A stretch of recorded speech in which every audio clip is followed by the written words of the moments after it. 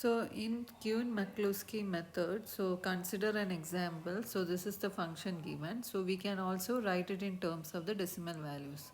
So the corresponding decimal values are also written.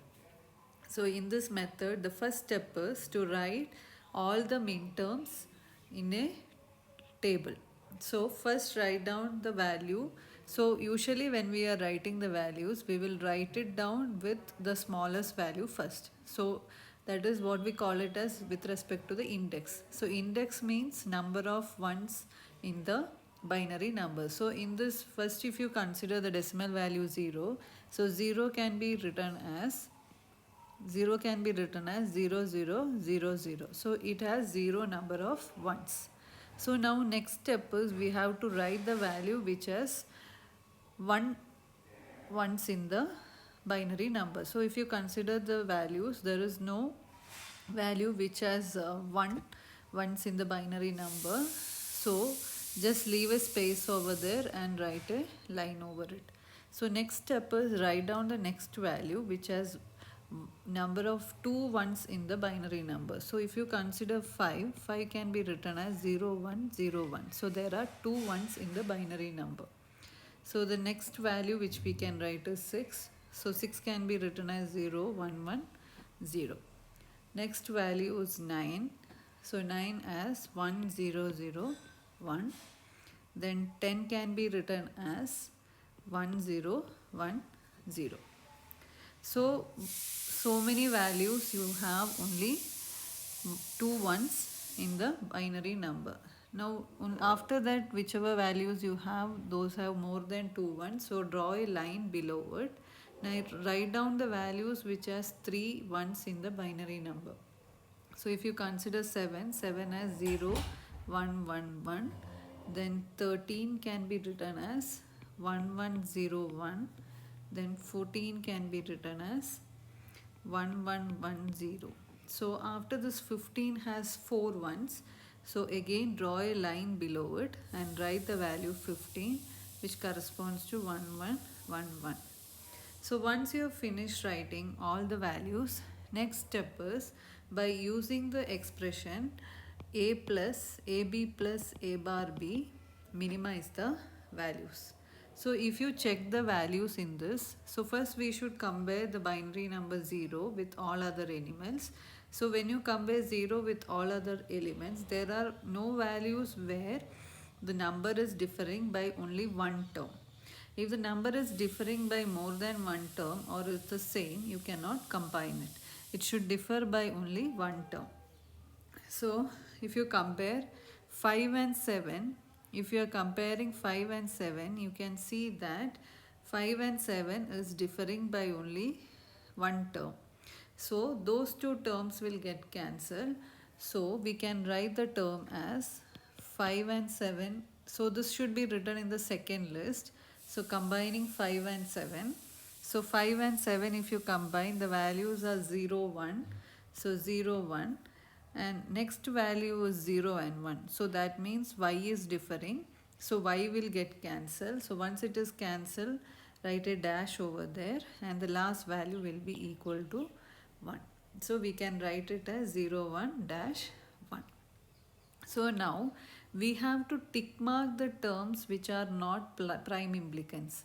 So prime implicants means that if you remove one of the literals of the term, if you are able to obtain the other term, then it is not a prime implicant. So here if you compare 5 with 5 7 value, you can see that 0101 and 01 dash 1 is differing by only one value. So give a tick mark over there to denote that it is not a prime implicant. Similarly 7 also, you have 01 dash 1, which is only one term is differing, the other values are the same. So that is also not a prime implicant. So tick mark over there. Now next see the term which can be combined, that is with respect to 5. Now 5 and 13 if you compare, again you can see that they are differing only in the variable literal w. So combining 5 and 13, we can write it as dash 101. So you can see that 1101 is also not a prime implicant, so give a tick mark over there. Now next term which you can combine is, now 5 cannot be combined with any other terms. So moving to the next min term, that is variable 6. So now 6 can be combined. You can see that 6 and 7, if you see, it is 0, 1, 1, 0 and 0, 1, 1, 1, which is differing by only one variable. So we can write this as 6 and 7. So when it is combined, it becomes 0, 1, 1 dash. Now again 1 1 0 1 1 0, and with respect to 6 7 0 1 1 dash, only one literal is differing. So give a tick mark over 6 because it is not a prime implicant. Now the next term that can be combined is 6 and 13 cannot be combined because it is differing by more than one term. So the next term that can be combined is 6 and 14. So 6 and 14 is differing by the variable w. So give a dash over there and then 1 1 0. Now next term that can be combined is 9 and 13. So 9 and 13, when you combine, you will obtain 1 dash 0 1. Again you can see that 1 1 0 is appearing over here, so give a tick mark over 14. And now 6 and 15 cannot be combined, so next variable which can be combined is 9 and 13. So you can see that 1 dash 0 1, and in 9 you have 1 0 0 1, so give a tick mark over there to denote it is not a prime implicant. Now next term which can be, now 9 cannot be combined with any other variable. Now the next one what you can combine is 10 and 14. So 10 and 14, if you combine, 10 you have 1 0 1 0, and 14 you have 1 1 1 0. So you can see that only term differing is this, so we can write this as 1 dash 1 0. So this can be written as 1 dash 1 0. So 1 dash 1 0 means again 10 is also not a prime implicant, so give a tick mark over there. So now we have finished first part of the table, that is with index 1 we have finished. So as we have finished index 1, draw a line over here. Now next go to the next variable which has more than two ones, that is which has 3 ones. So now if you see combining 7 with the other term, so 7 and 15 can be combined. When you combine 7 and 15, it is differing by only one variable. So this will be dash 1 1 1. Next you have 13 and 15. So here again you have 1 1 dash 1, and 14 and 15 you have 1 1 1 dash. So again you can see that 15 is not a prime implicant, so give a tick mark over there. Now you have to repeat the same steps again. So going to the third list, this becomes, you have to you can combine now 5 7 13 15. So 5 and 7 means you have 0 1 dash 1, and 13 15 means 1 1 dash 1. So you can see that it is differing by only this variable, so we can write this as dash 1 dash 1.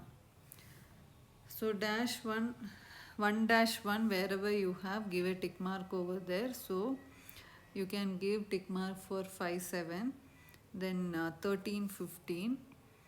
Now next variable which you can combine is 6 7 14 15. So this also give a tick mark over there. 7 and 15 also give a tick mark. Now 6 7 14 15, when you combine, you will get this as dash 1 1 dash. So you can see that again this term 6 7 7, then 14 15, so many terms will not be prime implicant. 6 14 also will not be a prime implicant. So whatever is remaining, those whichever is not check marked, those are the prime implicants. So we can number it. So let us consider this is A, this is B, this is C, this is D and E. So here the min terms A, B, C, D, E corresponds to